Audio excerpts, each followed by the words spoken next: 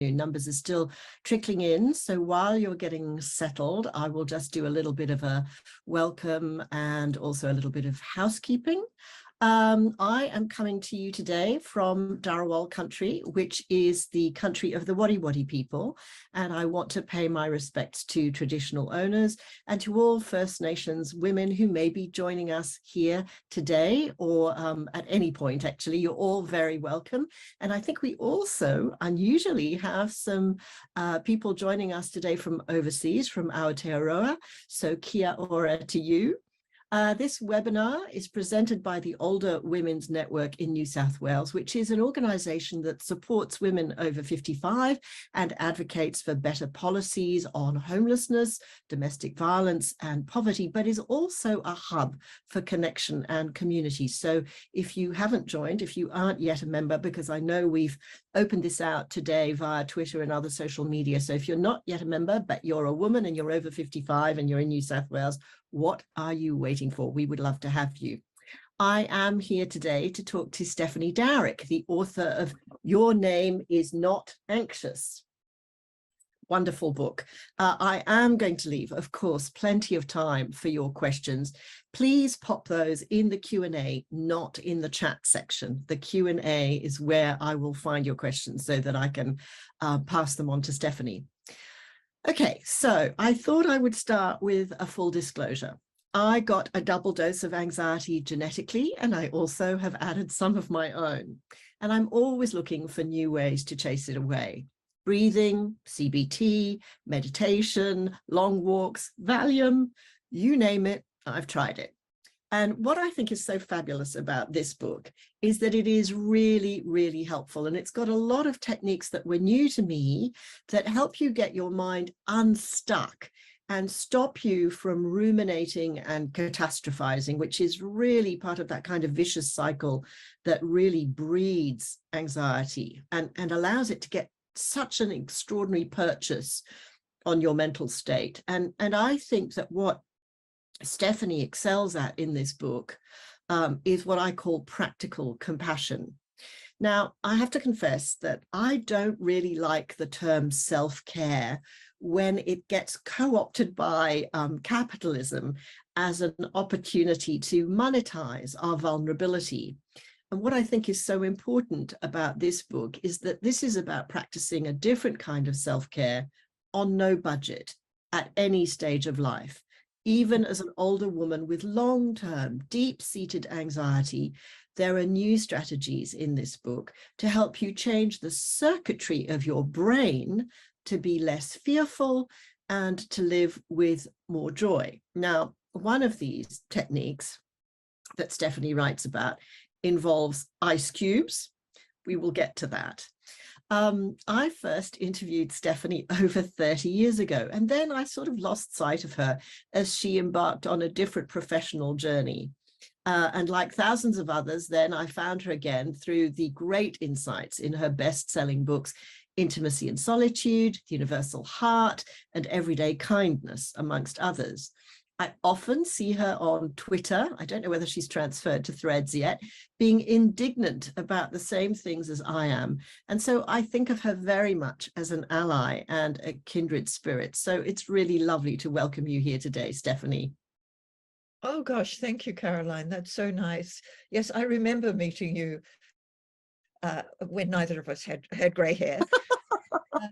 That was a long, long time ago. So since we're talking there about history, about very ancient history, can I start by asking you, yes, sorry. Let me just say that when you've lived in several countries, I've lived in 5 countries, and I know you've lived in several countries, and having a degree at least of history with someone is actually quite precious. You know, I think it's hard to understand if you've always lived more or less on the whichever area of Australia or New Zealand you live in right now. But when you have lived in lots of different places and have had to kind of remake yourself, of course, that's helped me in terms of how I think about identity, which is a very common thread in my writing. But it also makes it really precious when somebody like Caroline can say, oh, well, I met you 30 years ago or so.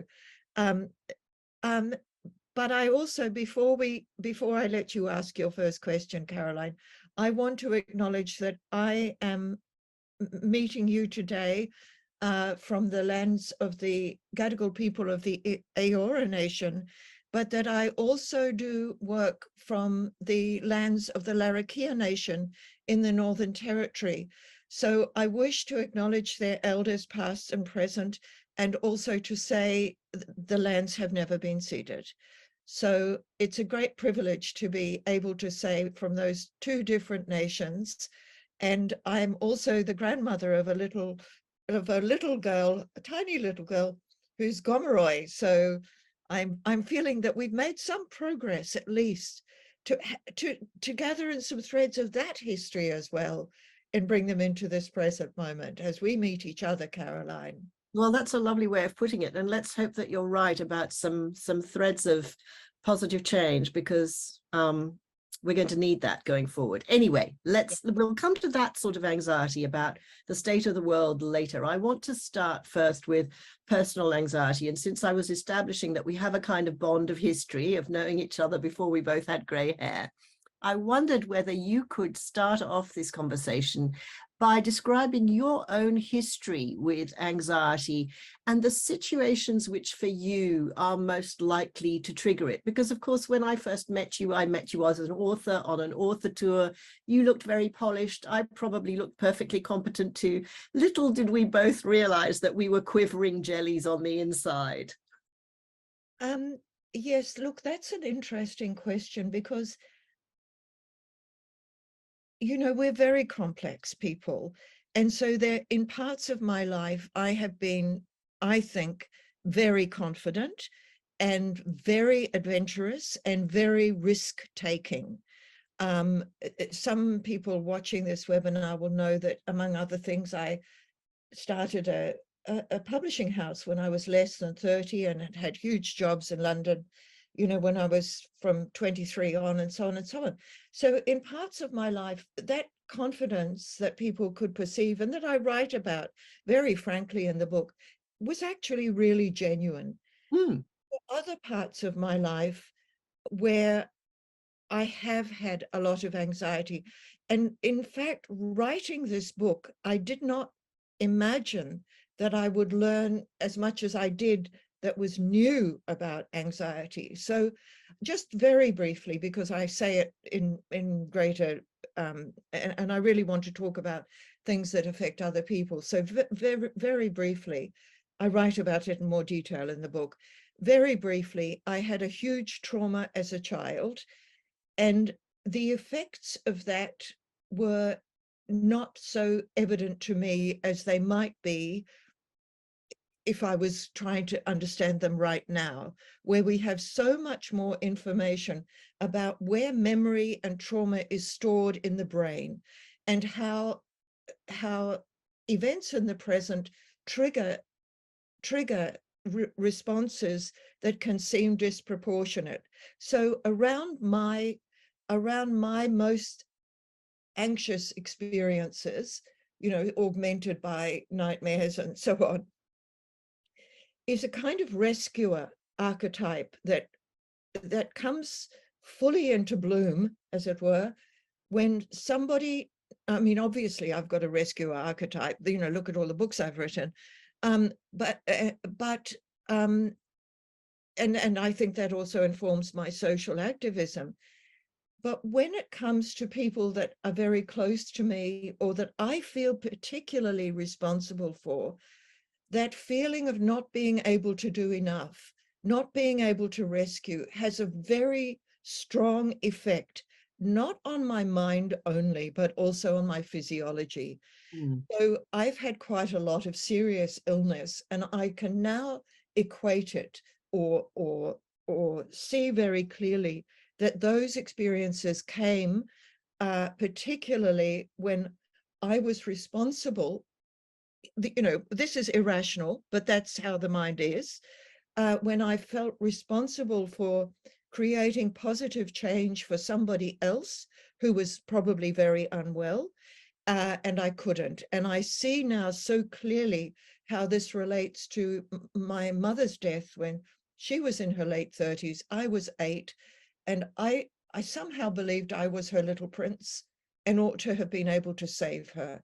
And she had, in fact, had dreadful cancer. But we're not talking rational here.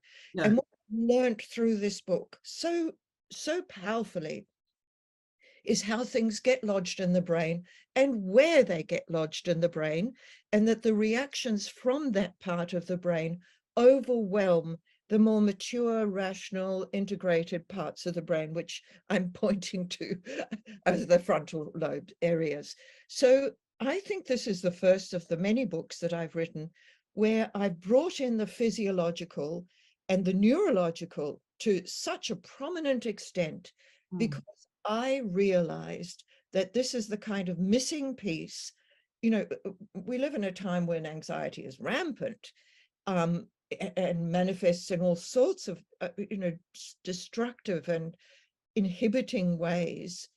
And it was through the writing of this book that I realized that in many of the psychological texts and many people receiving psychological treatment, the integration with the physiological is inadequate. Absolutely, absolutely. I think that that's one of the real breakthroughs of your book, as you say, is that it's a kind of holistic body and mind thing, and it doesn't do that binary separation that has been so much an aspect of the sort of old school thinking around this. So when we talk about anxiety in terms of its impact on the body, is all anxiety fundamentally the same in terms of the way it plays out in terms of our heart rate and in terms of things like cortisol? Can you talk a little bit about that? Yes, I would say there's a huge difference between the kind of anxiety that you feel if you're, approaching a meeting that really matters, or you're about to have an exam if you're a young person, or you're really, even if you're, it could be a biggish thing like I'm really worried if the landlord will put the rent up, and so on and so on. There's a difference between situational anxiety and anxiety that is absolutely chronic or very severe. And chronic and very severe can't really easily be separated, because it's the chronic and severe where you're getting triggering also from past events. And this is one more straw on the camel's back. This may not be the final straw, but it begins to feel unbearable. It begins to feel that you have much less power in your life than anxiety has over your life, which is exactly why I called the book, in this very storytelling way, Your Name Is Not Anxious. Because when your antennae are always up, should I have done more? Did I do that well enough?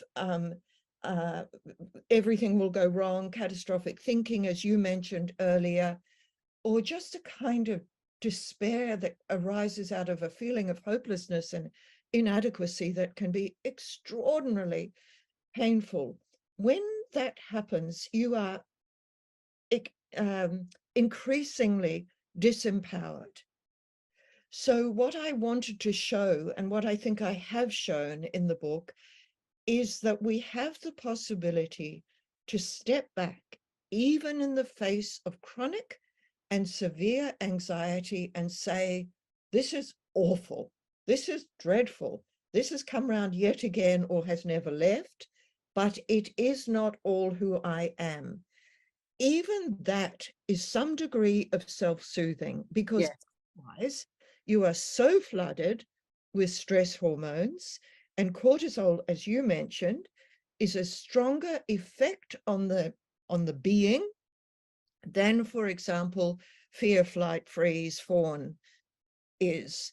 So if we are living with elevated levels of stress hormones all of the time, it wrecks our sleep, it wrecks our thinking, and it has a very big impact on our relationships, because it also makes us tense, irritable, frustrated, perhaps even a little bit paranoid, and so on and so on.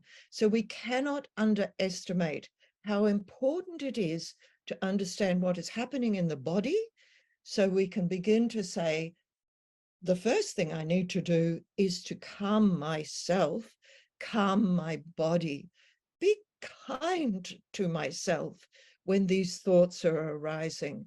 That is And so. I think one of the mantras of the book, which does that for me, which goes to exactly what you've just said, is that very simple idea that you are not your thoughts, that you can push them away. And now, thanks to your book, I find that when the sort of spiral begins to form, when I can feel those clouds gathering that will build up into a sort of pressure system, if you like, of anxiety, I just say to my thoughts, shut up or go away. And I don't necessarily speak it out loud, but I do say to the terrible inner voice, go away. I don't want you right now. And the idea that your thoughts are something that you can push to one side, it's incredibly helpful.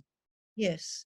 And and likewise with dreads and likewise with feelings, but you have to practice it a little bit. And one of the things that I urge in the book, which I think offers as much insight as it does action, I see those as the sort of yin and yang.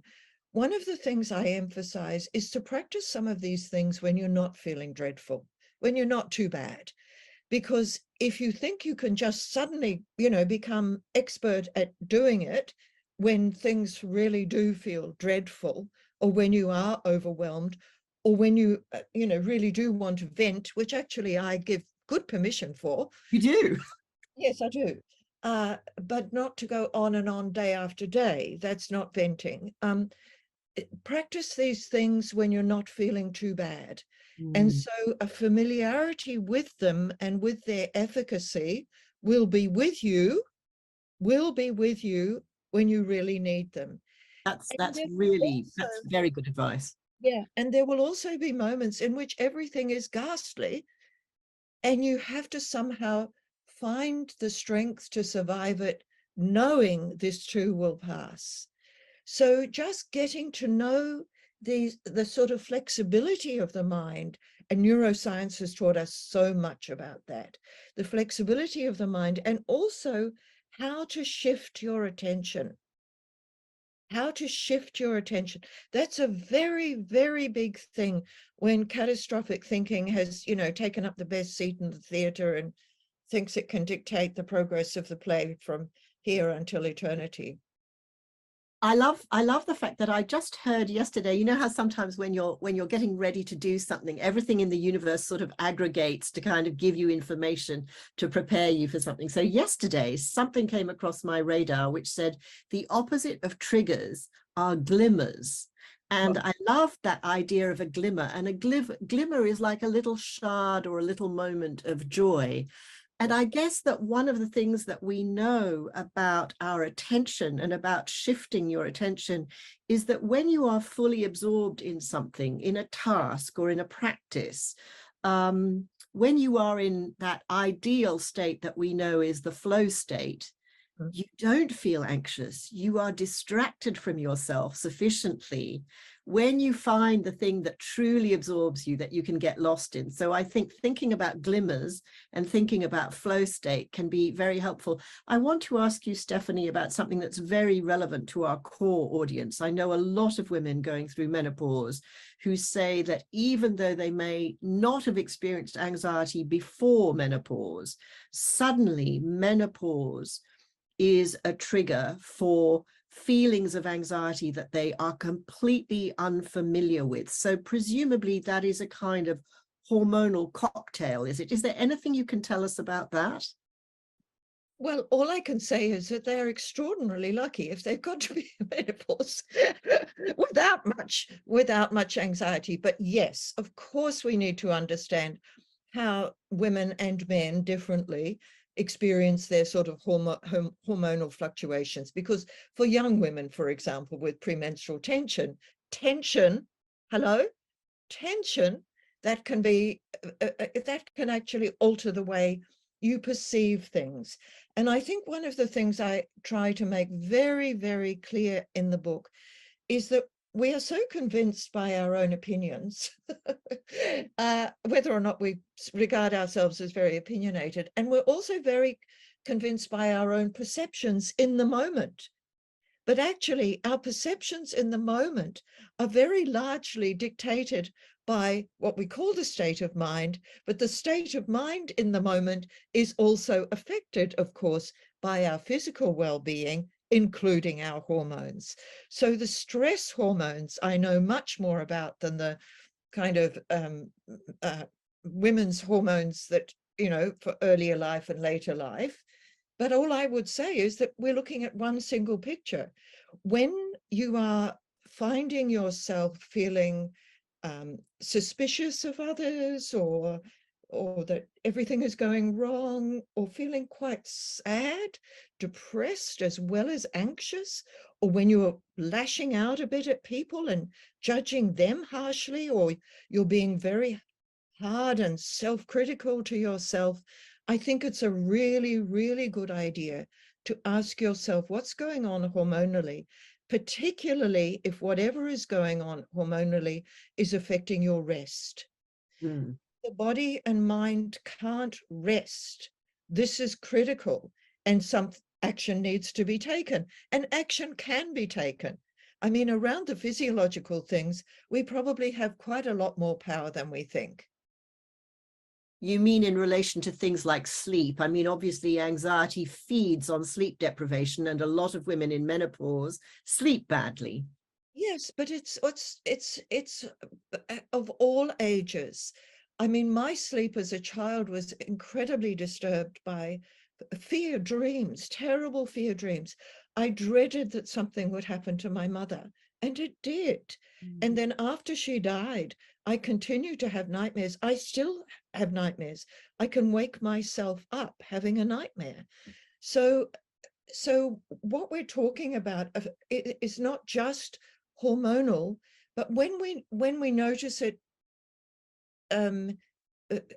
almost for the first time, or that it's significantly more serious or more intrusive, then we need to look at what else is going on.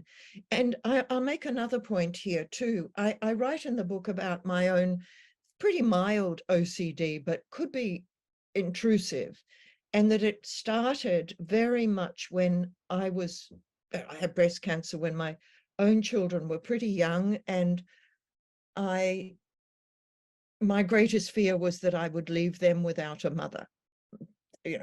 Obviously, I mean, you don't have to be Freud or see a really good psychoanalyst to understand how that would come about.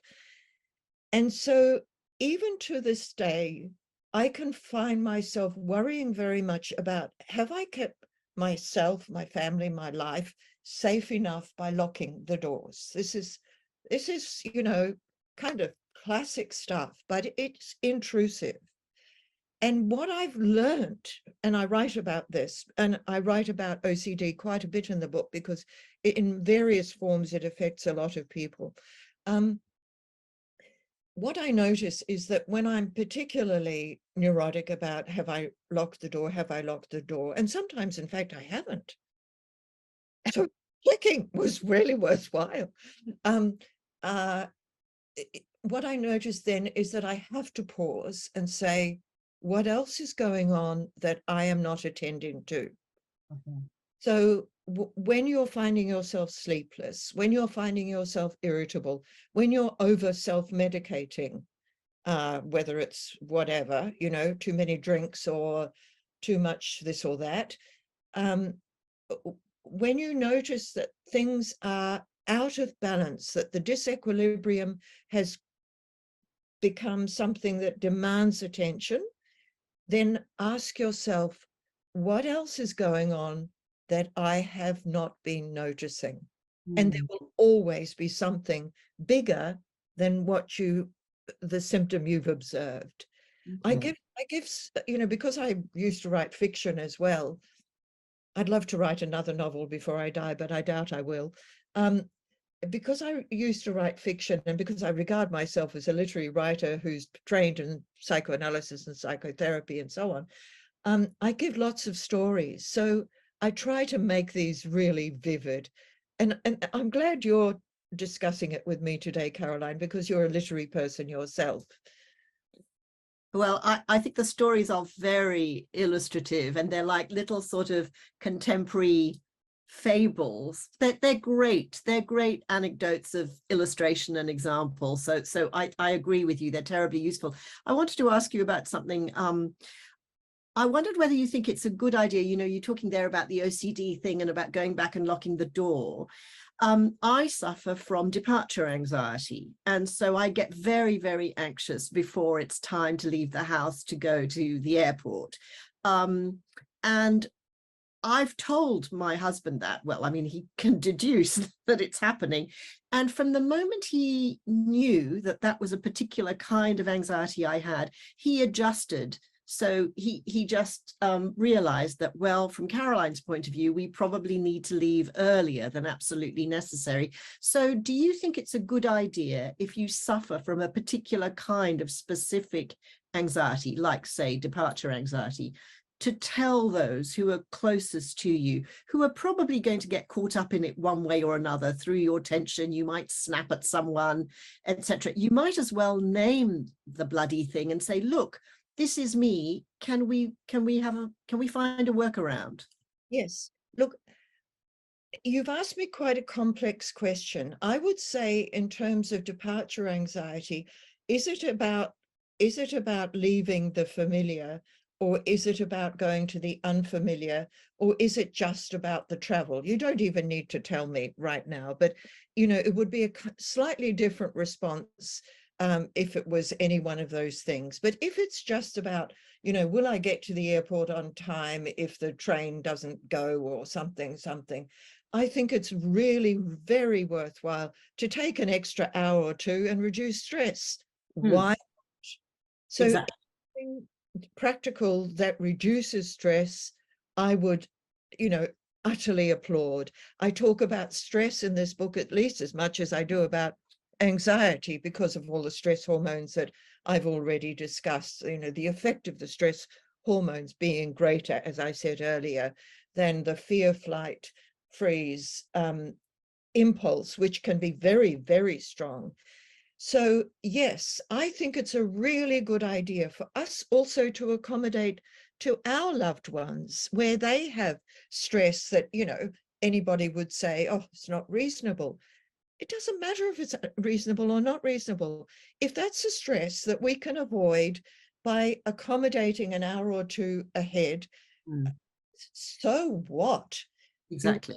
Reduce stress wherever possible. Yes. Yes. Oh, good. I'm glad you said that.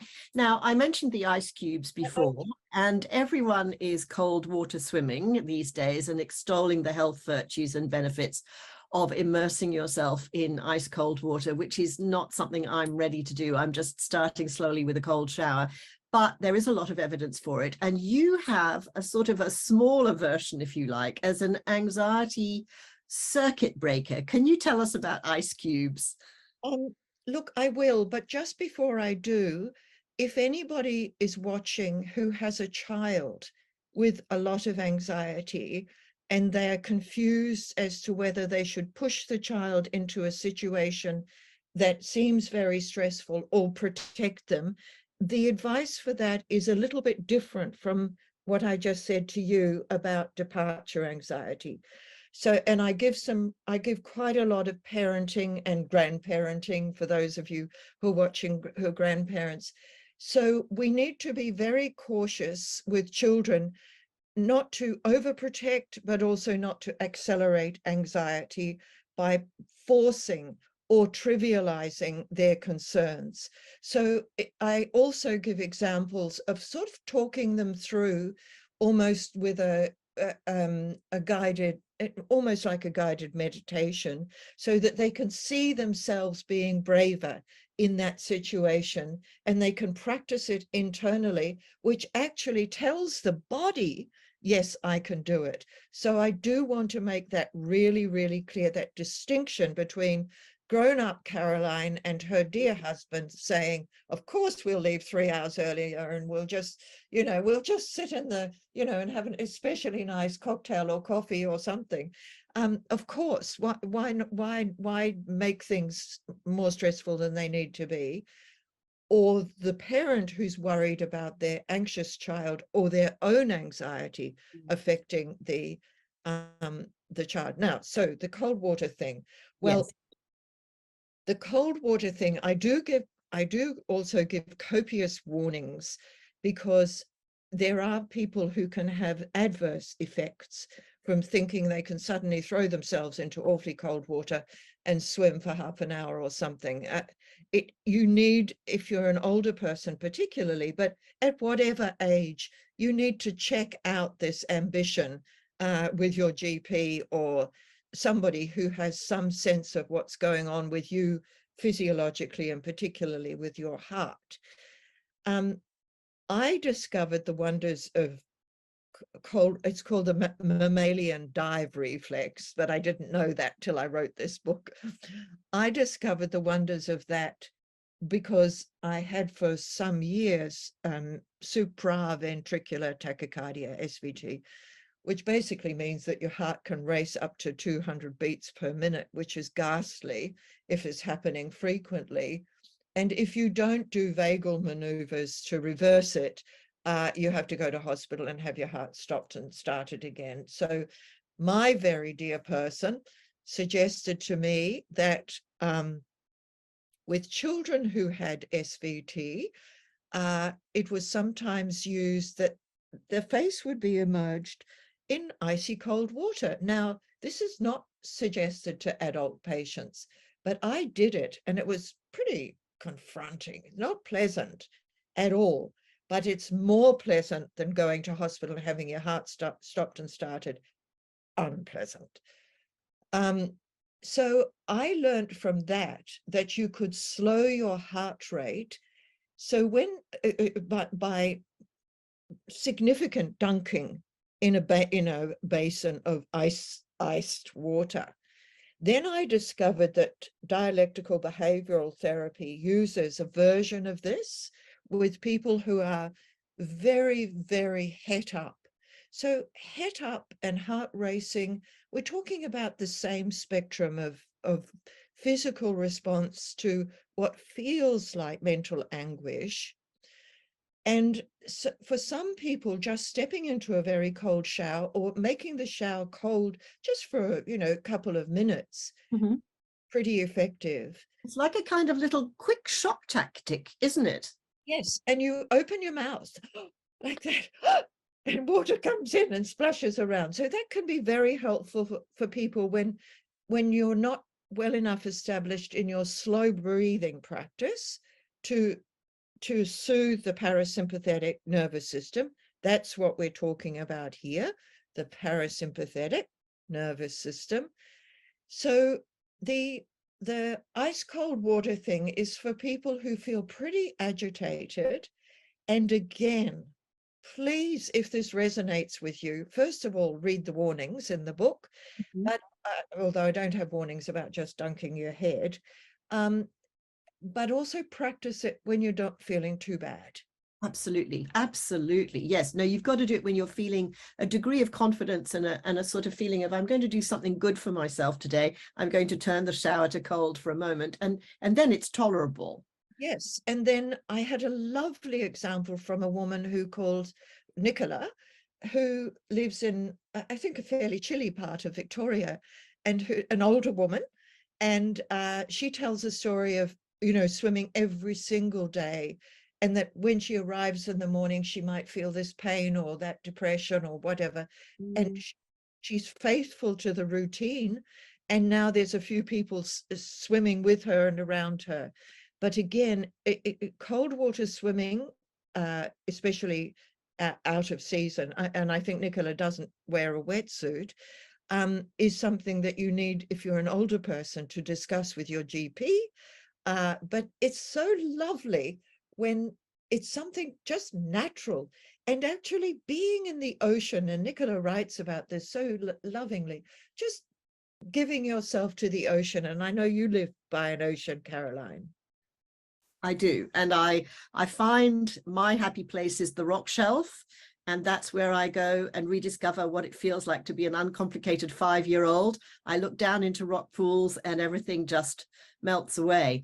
I want to go to a gentler solution, a less extreme solution than ice cubes for those who think, no, that's not for me. One of the things that you really are very eloquent about is the practice of journaling. Now, I have been extremely resistant to this all my life because as a practicing writer, I have done so much writing for a living that I have not wanted to do this. And I also have not really fully understood until I read your book, the difference between journaling and keeping a diary. Can you explain that a little bit?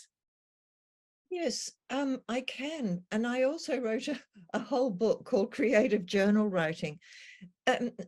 And the reason that I mention that is not just to promote one of my backlist titles, but also because one of the things that I do in this book, which I think is quite unusual, is to invite people to develop a sense of themselves as a creative person, by which I mean you don't have to be an artist or a writer or a potter or somebody who, you know, is making their mark in the arts. No, creativity is natural to our human nature.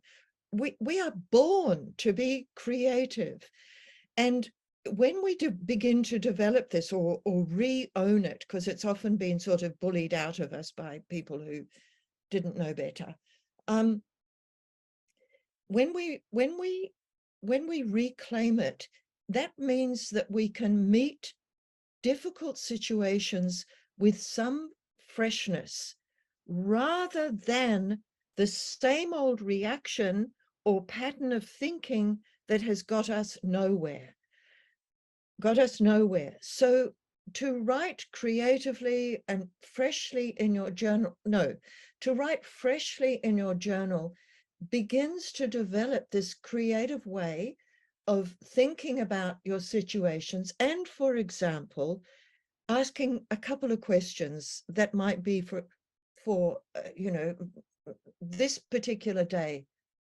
What am I not noticing? And what's stopping me? You know, I give lots of examples in this book and many, many more in Creative Journal Writing book, also about developing your senses.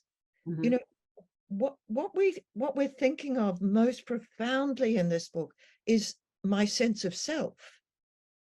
Your name is not anxious, but we receive the world through our senses, our instincts, not just our thinking. So when we can grow, you know, more affectionate towards the rock pools, where we rediscover awe and wonder, where we can pause for a moment just to taste the cup of tea, or have some small ritual of being alive. Nothing more than that in this moment. Just, I'm alive. Those are acts not only of creativity, they're acts of love. They're acts of love that join us back to ourselves. And gratitude. Gratitude is a very powerful thing. Gratitude's a powerful thing, but gratitude involves thinking. I'm Okay. just going to the senses right now. I'm just going to, how does the air feel on your skin right now? How does your body feel as I speak to you in a slightly slower way? I have recorded this book also, and that allowed me to record some of the little guided meditations quite slowly. And slow is very necessary for coming back into the moment. Mm. Many of us are rushing past our lives and wondering why we are so stressed. Okay, now I'm aware of the fact that there are questions that are going to come through in a flood. in a moment. And I'm just going to remind everybody, now is the time to put your questions there. If you want to ask Stephanie something, do not hesitate. And Stephanie, I'm going to slam you. So we're going to speed up. So the antithesis of what you've just said about slow and contemplative and appreciating that we're alive, I'm going to throw some really big ones at you that are very much at the core of the identity of the Older Women's Network. I would like you to talk about anxiety and poverty. Yes. I would like you to talk about anxiety and aging. And I would like you to talk about a new kind of anxiety, which I think is being visited on an enormous number of us, particularly those who are grandparents, which is anxiety and climate grief. Yes. Yes. Well, I can't answer any of those adequately in more than a word or two, except to say that we live in a crazy, anxious world. We live in a world in which it's not even governments running the world, it's big business, it's hyper-capitalism, it's insane capitalism. And the fact that we have older women as our fastest growing homeless is a national disgrace. So those of us who do have some degree of a voice, we have to use it. Let's not be timid in speaking up for those. It doesn't matter how anxious you feel about speaking up. It's absolutely worth it. We need to speak up for the people who are already suffering more than enough anxiety by being in this situation. If we are observing this situation, but we ourselves are not in it, then we have to speak for those sisters and brothers. We really do. We really do. And we have to see that our individual well-being, which is barely a thing, actually, is utterly dependent on our appreciation of our collective well-being and the interdependence that that depends upon.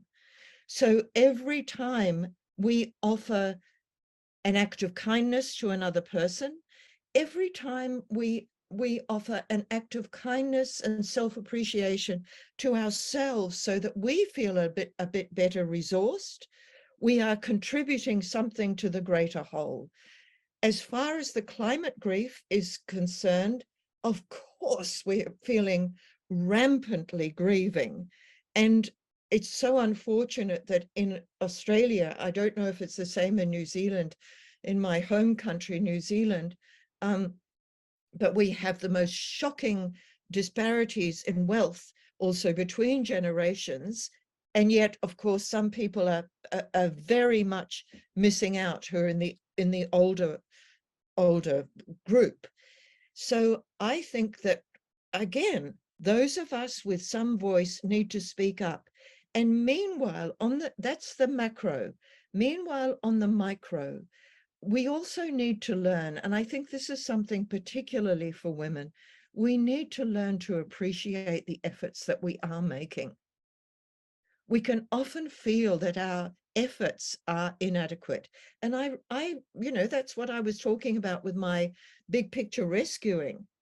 We have to actually acknowledge that the small efforts that we are making in relation to our community, our next door neighbors, our immediate family, our group. And I would also, I haven't even acknowledged yet, I was going to do it at the very end, the Older Women's Network, who are so brilliantly and kindly hosting this event. But one of the great gifts of the Older Women's Network is that it is a network. We need to be part of networks. So that's a roundabout kind of answer. Well, it's not. And it is, I mean, it's several things at once. I mean, it's a call to arms, but also I think it's about the fact that there is a great feeling of comfort from belonging.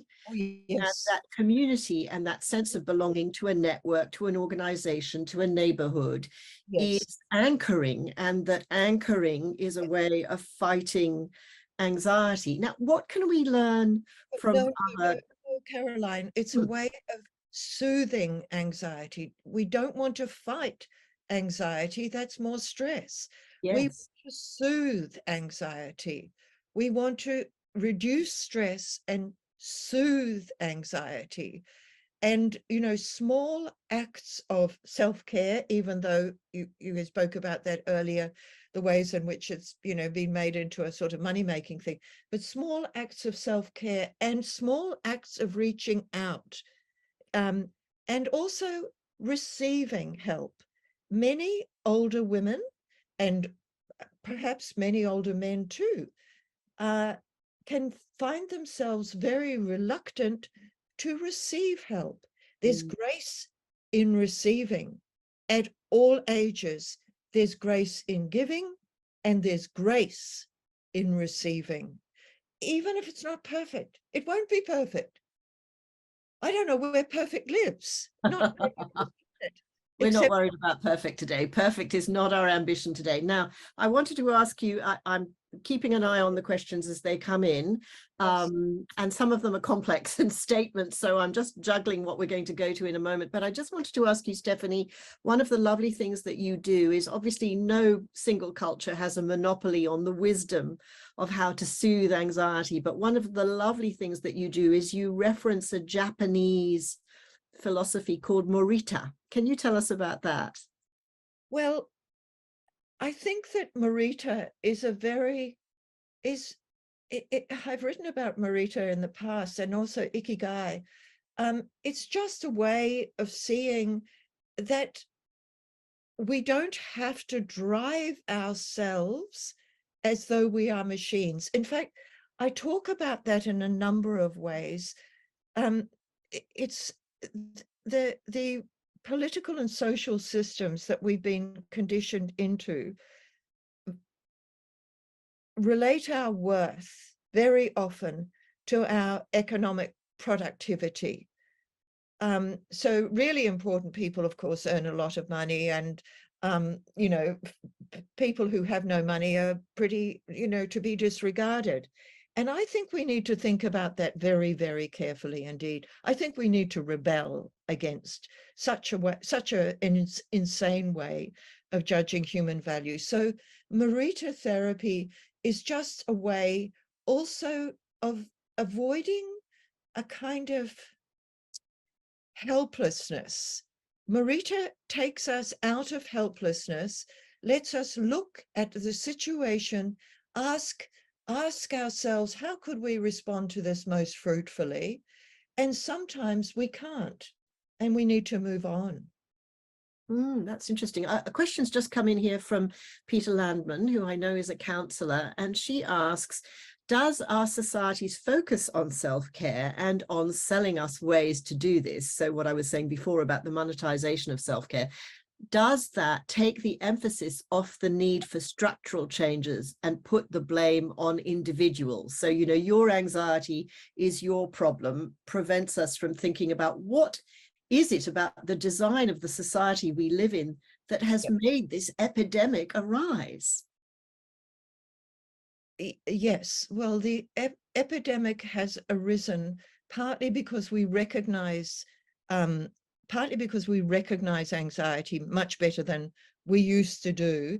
So, for example, I'm going to say it again, with men, for example, it might be an irritability, it might be overworking, it might be self-medicating, it might be even a lot of aggression coming out of a kind of anxiety, which they wouldn't recognize necessarily as anxiety. So, but it's also that we have some huge existential issues which we can't avoid facing.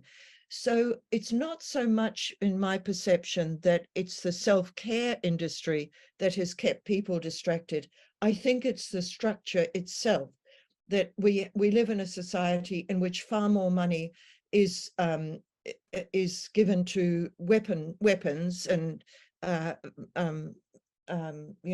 investment in so-called defense, which is actually offense, than we do to mental health. And we also neglect key areas of mental health, which should be happening in a very much collective way, by, for example, making all sorts of community activities free and much more freely available, whether it's sport, whether it's libraries, whether it's, my friend Matt Knopf started the street universities, and I think there are 6 or 7 in Australia now. We should have street universities, several in every major city, where people can go and it's a safe place and you can learn and you can play and you can have community without having to demand a kind of entry. User pays. Yes. Yes. There's a question that's come in from Jane Britt, and that goes to one of the things I wanted to ask you about, which was the epidemic of loneliness, which we know is a huge health threat, a huge health hazard. How do we support older people through loneliness? In hearing from the Aged Care Royal Commission, it was a disturbing recurring thread. And of course, loneliness and anxiety they can mesh together, can't they? And then you're lonely and you are too anxious to reach out to people and make connection. Yes. And of course, that's also a topic that I've written about so much in Intimacy and Solitude, particularly. And the distinction I made in Intimacy and Solitude is that when we are lonely, we are usually lonely for a situation that is not the situation we are in now. When we feel solitude, we are experiencing a connection to ourselves and we feel relatively at peace with ourselves. So you can be very lonely with a lot of people around if you feel unmet, unrecognized, unsupported. And that's a particularly painful kind of loneliness because you're surrounded by people. And yet, who are you among them? So I think we're coming back again to these very profound questions of identity. How am I seeing myself? Am I recognizing myself and supporting myself in such a way that I dare to, as it were, put myself in a social situation without putting myself down? I talk a lot about that. Helpless, hopeless, hateful. Helpless, hopeless, hateful. So we can do a lot around that. And, in the coming months, somebody asked me the other day, what are you going to do next? Oh my goodness. What I'm going to do next is continue this work. There's so much to be done. And so for specific ages, it will be done somewhat differently. So loneliness for a teenager is a very different experience from loneliness for an older person and needs somewhat different thinking about it. However, in both situations, there will be a kind of disenfranchisement from yourself, a loss of your sense of self as someone who can befriend yourself and also be befriended. This is very painful. It's very painful. And one of the things that I love about Older Women's Network, for example, is that you don't have to prove yourself worthy to belong. And I think there are all sorts of organizations where, people watching this webinar, where you might contribute something.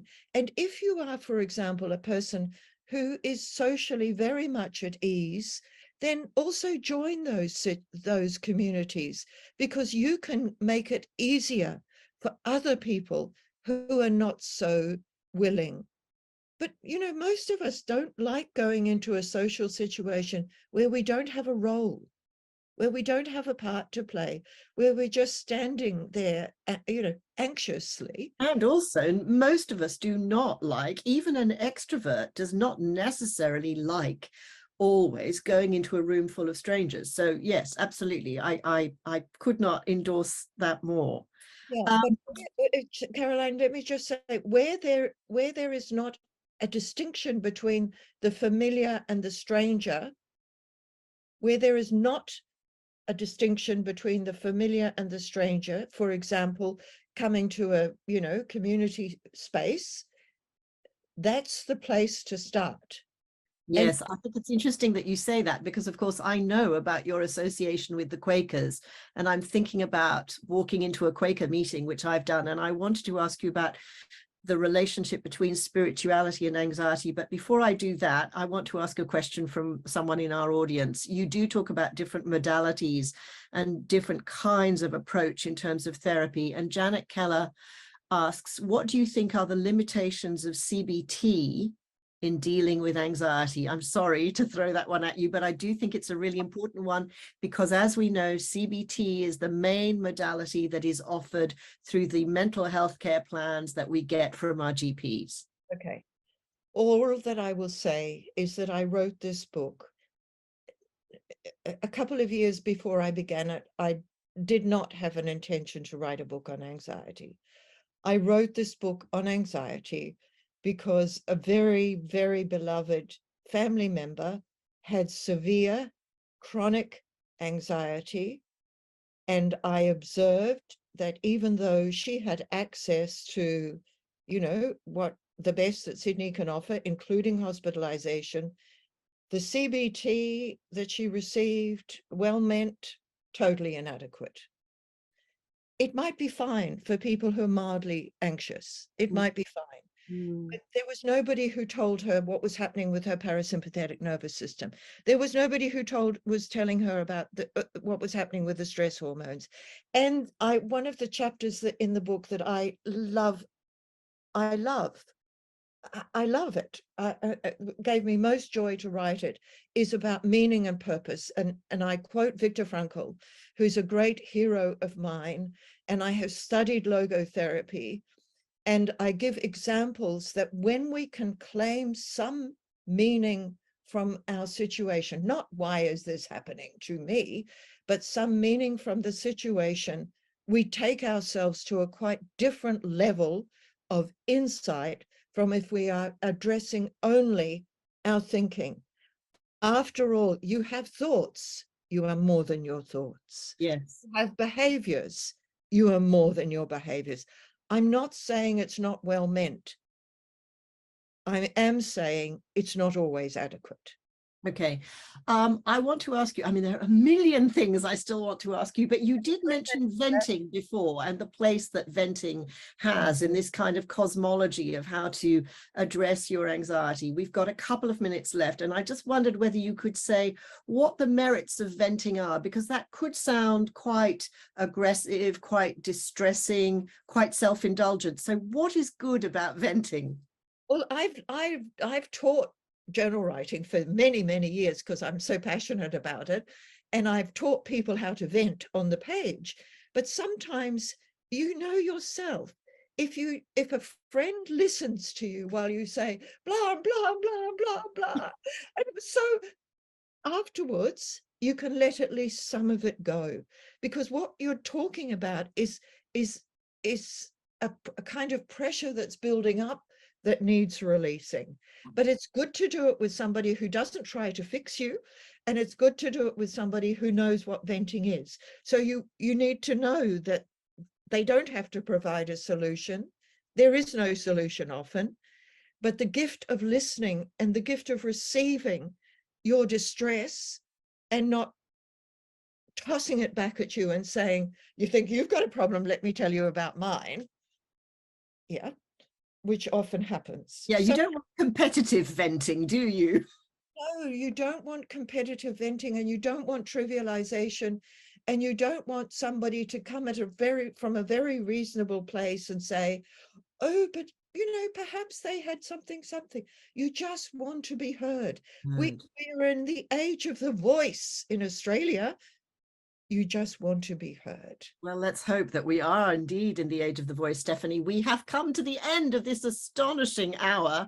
I didn't have a minute of anxiety. I was so absorbed in talking to you. I think that our audience was also, judging by the number of questions and by the kind of questions, I think that people were very, very absorbed in everything that you've shared with us so generously today. Can I just finish by telling everybody that Stephanie, as well as this amazing book, you cannot go any further, not one more day without this book, Your Name Is Not Anxious. And it has a cover endorsement by Magda Zubanski. So, you know, you don't need my endorsement when you've got Magda's.